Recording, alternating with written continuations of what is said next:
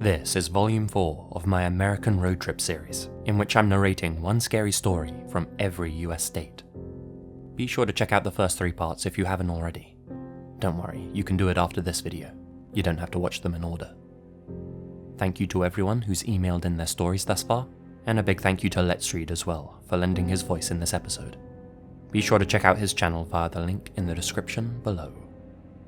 Now, buckle up as we continue on our journey down Route 666.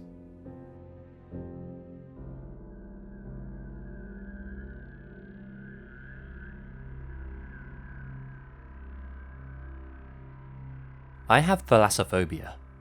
This is defined as an intense and persistent fear of the sea or of sea travel. It can also include the fear of being in large bodies of water, fear of the vast emptiness of the sea, of sea waves, and of distance from land. Most people find this odd, considering I grew up on an island in the Pacific Northwest. My relationship with the ocean is one of love and hate.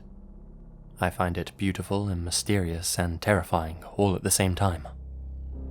I can ride a ferry or a boat like riding in a car, and I can even swim in the shallows. It's what's beyond there that scares me. This experience is responsible for that fear. I was 10 years old. My grandparents lived right on the beach where the ferry docks. When I say right on the beach, I mean there was only a 20-foot-long yard and a stone bulkhead separating their home from the shore. I grew up digging for clams when the tide was low, building forts from driftwood and swimming in the freezing cold waters of Puget Sound. I had no fear of the sea. I guess it also helped that my parents' home was close to the ocean too. This particular morning, my grandfather had recruited me to help him repair one of the crab pots that he had set up the previous week. It was early, and there was a layer of fog covering the water. I hopped in the small boat and buckled my life jacket as my grandfather pushed us out into the sea. I let my fingers slide across the top of the water as we moved farther and farther out. The sea became darker and darker. Soon I could no longer see the bottom. We stopped at the bright orange and red buoys that marked our pots. While my grandpa pulled up the broken one, I stared over the side of our small boat. I could see a small school of fish swimming just below the surface. My grandpa asked me for some pliers. I reached down into the bag of tools in front of me and pulled out a pair. As I handed them to my grandpa, I looked over the edge of the boat again. The school of fish had scattered quickly. I looked closer into the darkness and saw 2 eyes staring back at me. I knew what fish eyes looked like, and these were not the eyes of a fish.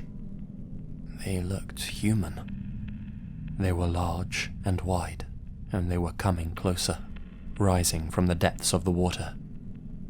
They were wild and horrible. I jerked back, causing the boat to rock. My grandpa grabbed the back of my life jacket to stop me from falling over the edge. "Whoa, kiddo, what's got you spooked?"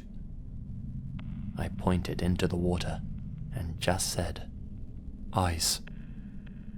My grandpa looked at me quizzically and then peered over the side of the boat where I'd been. Now, my grandpa was an Irish World War II veteran, a former boxer who was covered in tattoos. Not a lot rattled the guy. When he looked back at me, I saw the distress on his weathered face. Without a word, he threw the crab pot he had been working on back in the water. "Jules, don't look into the water, okay? And keep your hands in your lap." The tone of his voice was low and serious, but I could tell by the way he called me by my nickname he was trying to keep me calm. I was the baby of the family, and my grandpa had always been fiercely protective of me. He rowed back to shore faster than I thought a 76-year-old man could. Of course, my curiosity got the better of me, and I glanced into that dark water. About a foot below the surface, I saw what looked like black hair floating, moving through the water. I yelped and felt tears rolling down my cheeks. When the boat hit the rocky sand, my grandpa jumped out and pulled the boat out of the water. I was too scared to move. my grandpa picked me up and carried me up the stone steps to the yard. He didn't set me down until we walked through the front door. My grandma was standing in the living room with a concerned look on her face. "Sweet Jesus, Richard. What's wrong? You're as white as a sheet." He set me down and knelt down next to me. "Go in your grandma's room and watch TV, okay?" he said to me, ruffling my hair and wiping a tear from my cheek. I ran into her bedroom and jumped on her big bed where their black cat, Dynamite, was sleeping. I cuddled up next to him as he purred. I strained my ears to listen to my grandparents going back and forth in the living room. "Barbara, they were human eyes, like some goddamn banshee rising up from the depths of hell. Scared the kid half to death." My grandmother didn't say anything. "I'm not taking the kids out on that boat. Not anymore." I tried to focus on the TV. I tried not to think about those eyes, what that thing could have possibly been. I had nightmares for weeks after that. As I got older, the memory seemed to fade. It still lurked in the back of my mind, but not as strongly as it did before. I often wondered if I had really seen it at all, if, in my adolescence, I had let my imagination get away from me. When I was a junior in high school, my grandfather passed away. Before he did, I remember sitting in the living room with him. He rocked back and forth in his old chair as he carved the hunk of wood in his hand. "Hey, do you remember that time that we went out to fix the crab pot and we saw that thing in the water?" I asked him. I half expected him to look at me like I was crazy, but he didn't. He stopped rocking. He didn't look up from his carving, but I could see his facial expression change. "Yeah, but there was something I didn't tell you at the time. You were too young, and I didn't want to spook you any more than you already were. When I was pulling the boat in, I saw a head poking out the water. Just the top. It was covered in black hair, and those eyes were staring right at me. That's why I picked you up out of the boat and carried you. I didn't want to chance that thing snatching you." I sat there in disbelief. Even at 83 and having survived 2 heart attacks and a stroke, this still shook him to the core. Not too long after this conversation, my grandfather passed away. As I said in the beginning of the story, I have a love-hate relationship with the ocean. It's beautiful and mysterious, but I'm sure that in its depths harbor dark things we cannot even begin to fathom. Whenever I ride the ferry, which is often, I find myself staring into the inky abyss of the Sound and expect to see those eyes staring back.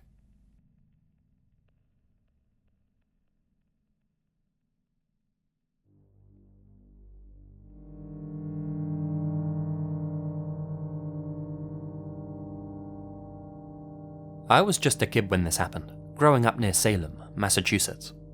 A spooky part of the world, to be sure. But this story doesn't have anything to do with the supernatural or anything like that.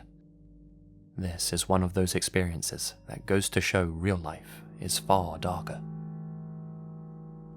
I was young at the time, only 6 or 7 years old, and was out with my parents at a fun fair. Everything's a bit hazy, what with that blurriness of childhood memories. But somehow, I must have become separated from my parents while playing with the other kids. Next thing I know, I'm holding onto my mother's hand and being quickly dragged away. Her grip was extremely tight.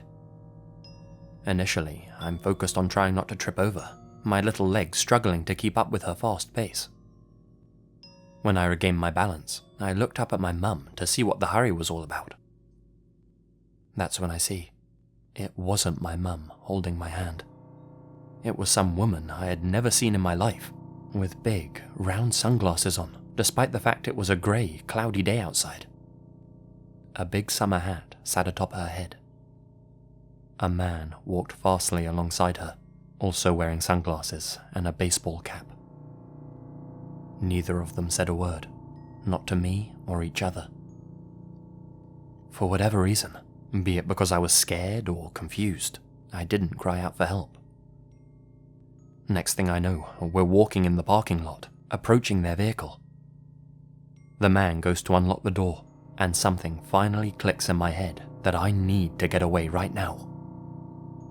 While the woman holding onto me was focused on opening the back door, I quickly snatched my hand free and ran back in the direction of the funfair, finally screaming and making a whole lot of noise. In floods of tears, I remember running up to a member of staff outside the gate. He was quickly able to reunite me with my parents. They had reported me missing to the workers, who were all on the lookout for me. The look of relief on my mother's face, I'll never forget it. My parents thanked the staff, and after I told them what happened, the authorities were called. I told them everything I could remember about the couple. Then we headed home and stopped for ice cream on the way. When I got older, my parents filled me in on a few more details I never knew as a child. Apparently, the cops checked out the CCTV footage of the parking lot. It showed my would-be captors walking with me to their vehicle. When they realized I had escaped, the male contemplated chasing after me, but the female pulled him back, and the pair jumped in their car and hightailed it out of there. The license plates were fakes. The cops called a couple of weeks later, letting us know that they had found their car. It was left burnt out and abandoned in a secluded, woody area. As far as we know, the suspects were never found, or at least not linked to my case. What their intentions were for me, I'll thankfully never know. I'm just happy 7-year-old me knew better than to hang around and find out. I suspect that if I didn't make a run for it, you'd probably all know my face from the covers of newspapers.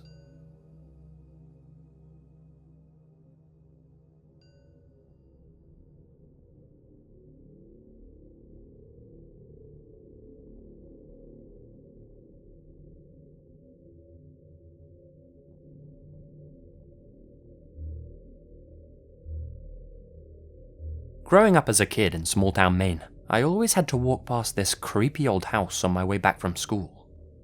It used to give me the willies. It looked half dilapidated, and the windows were always so dusty you could never see inside.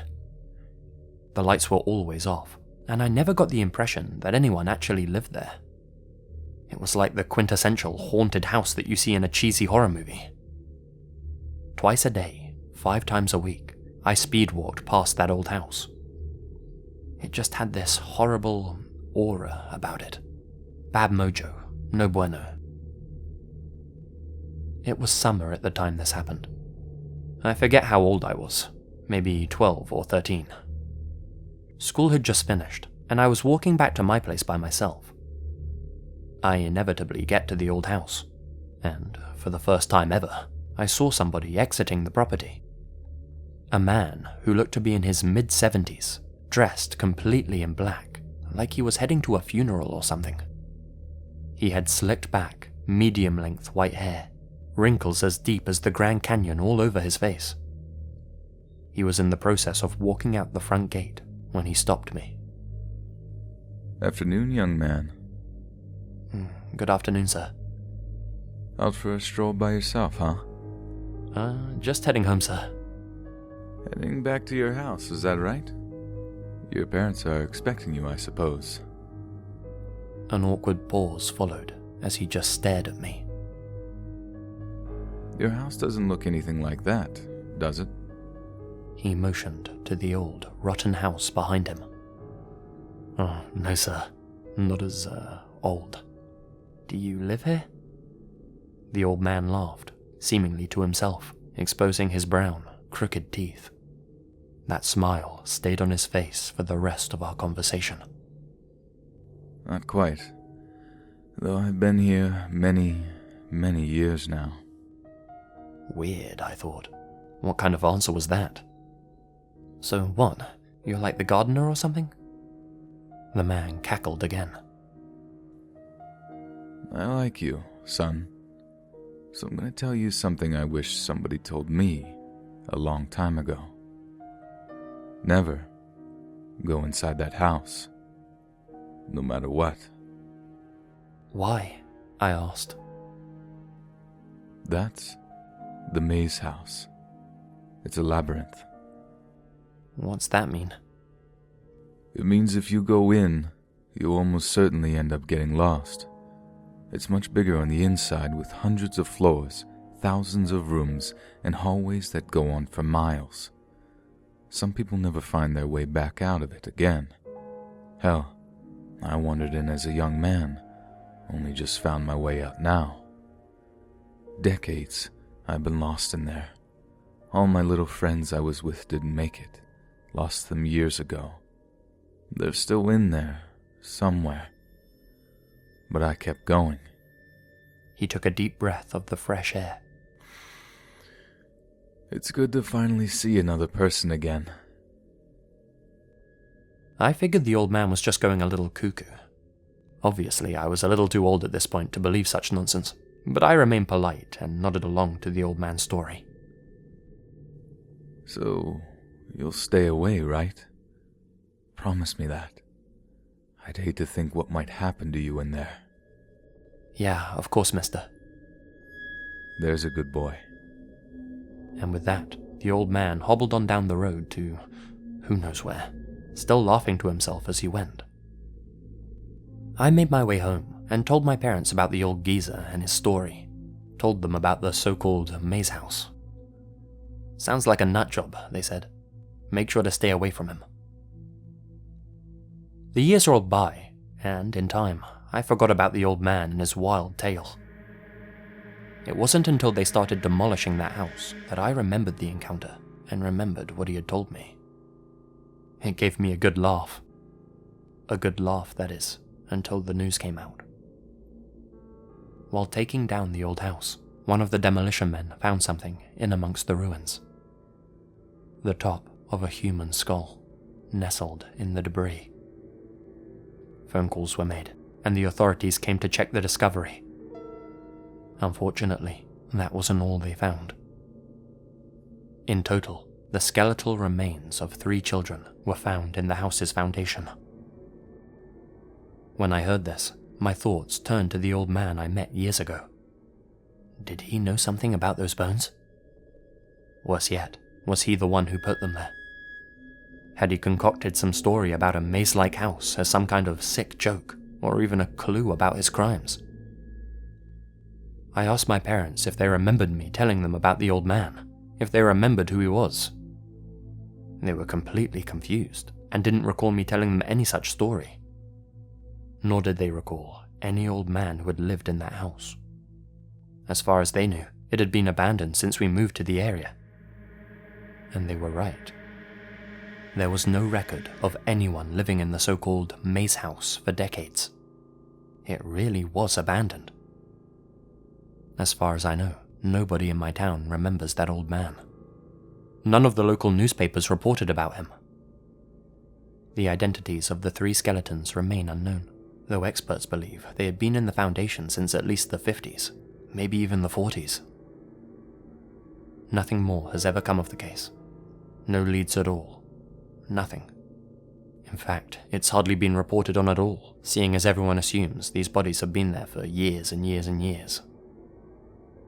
This has perplexed me for the longest time. Why can't anyone track him down? Why does nobody else remember seeing him around town? Had he somehow been living in that house without anyone ever realizing it? Hell, did I make the whole encounter up in my head?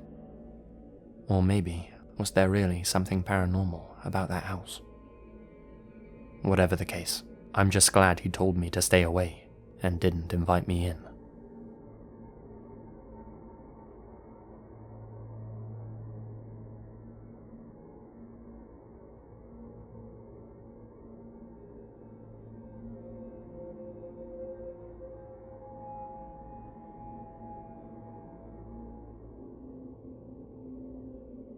I'm sure my fellow New Yorkers are probably familiar with this one.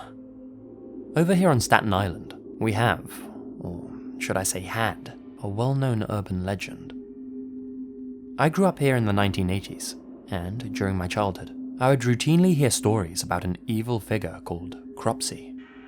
He was Staten Island's very own boogeyman. Parents would use him as a tool to frighten their children into being good and not wandering far from home. Us local kids would discuss him frequently, during scout meetings, general hangouts, all the time really. Cropsey was said to be a disfigured madman with a hook for a hand who escaped a lunatic asylum. He would hunt down children and drag them back to the ruins of an abandoned hospital. Since none of us knew when he might strike, the story was effective at keeping us from straying too far. It was a creepy myth for sure, but obviously nothing more than that. Well, that's what everyone thought at least. In reality, Cropsey wasn't as fictional as everyone hoped. His name was Andre Rand, and he was just as insane as his legendary counterpart. He was a janitor who worked at the Willowbrook State School, a place with its own sordid history. The school was for children with intellectual disabilities, and the poor students that attended the school were routinely tormented in various horrible ways. For instance, the school was the setting of one of the United States' most inhumane medical experiments. Healthy children were injected with hepatitis by medical staff so that they could be used as human guinea pigs. As you can imagine, many became extremely sick. Since most of the kids at the school had been abandoned by their parents and by the foster care system, the general public was none the wiser about these experiments. Anyway, Rand was homeless at the time, and living near the abandoned hospital from the Cropsey legend. He had an extensive criminal record. When children from Staten Island started disappearing, Rand was, of course, a prime suspect. When they found the body of Jennifer Schweiger in a shallow grave near his makeshift home, their worst fears were confirmed. Witnesses had apparently seen her walking with Rand prior to her vanishing. To make a long story short, Rand was the real-life Cropsey. He was found to be responsible for the murder of not only Jennifer, but also 4 other people who disappeared from the community. Alice Pereira, aged 5, Holly Ann Hughes, 7, Tiahese Jackson, 11, and Hank Gaforio, 22. Their remains have never been found. As it stands, Andre Rand won't be eligible for parole until 2037. He'll be 93 years old. This isn't the only urban legend I know that turned out not to be fictitious. It makes you wonder about all the others.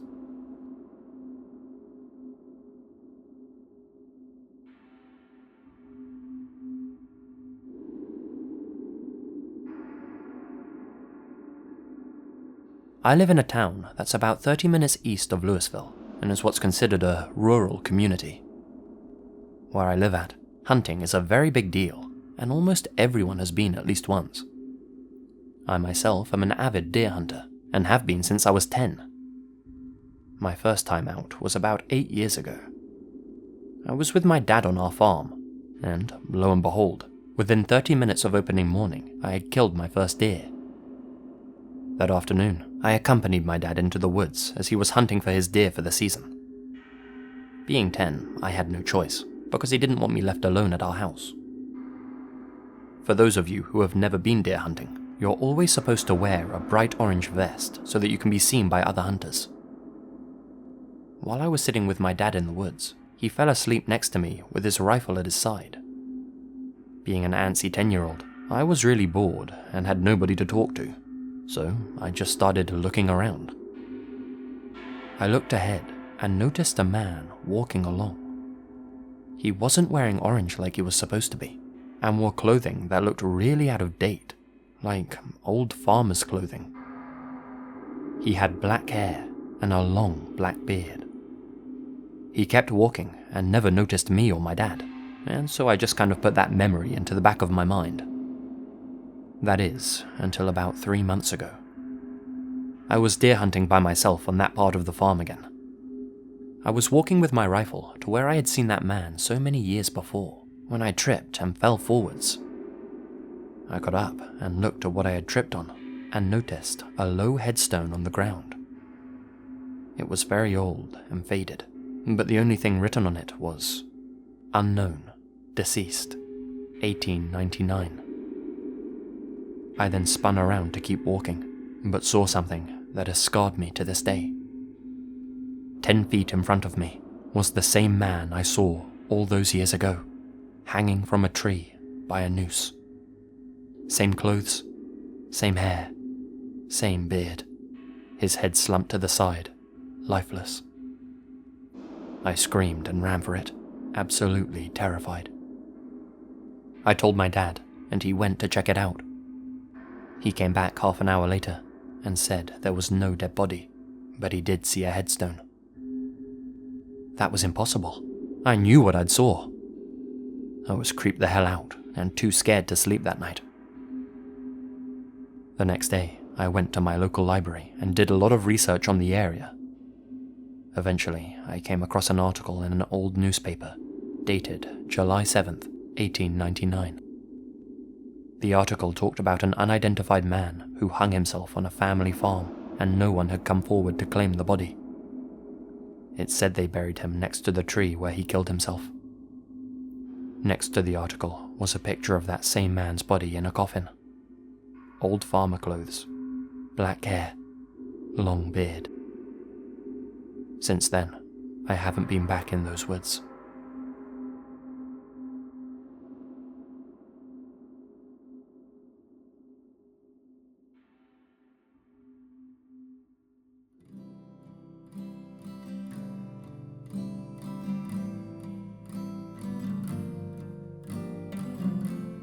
Thank you very much for listening. A big thank you to Let's Read for lending his voice in this episode, and also a big thank you to Anthony Salinas for designing the thumbnail. A link to Let's Read's channel and a link to Anthony's artwork can be found in the description below. Also, I'd like to say a huge thank you to all my Patreons, especially my biggest supporters. Ray Price Burton, Marley Wright, Crawford K. MacDonald, Scion of the Emperor, Monica Mendoza, Alex Greensall, Philip Westra, Gina Valera, Bob the Davil, Procupidine Natter, Lester Lido, John Crouch, James Labour, Crazy Mask Parade, Stephanie, Fun with Failure, Anime Wimp, Matthew J. Bauer, D. Apignani, Maricruz Cadano, and Victor Javier Fonseca Ruiz. That was a hard one. Thank you very much, guys. I appreciate your support. And if you'd like to become a patron as well, you can follow the link down in the description. Remember to smash that like button and share the video around, and I'll be back again very, very soon with Volume 5. Until next time, guys, you all stay spooky. And remember, the best things happen in the dark.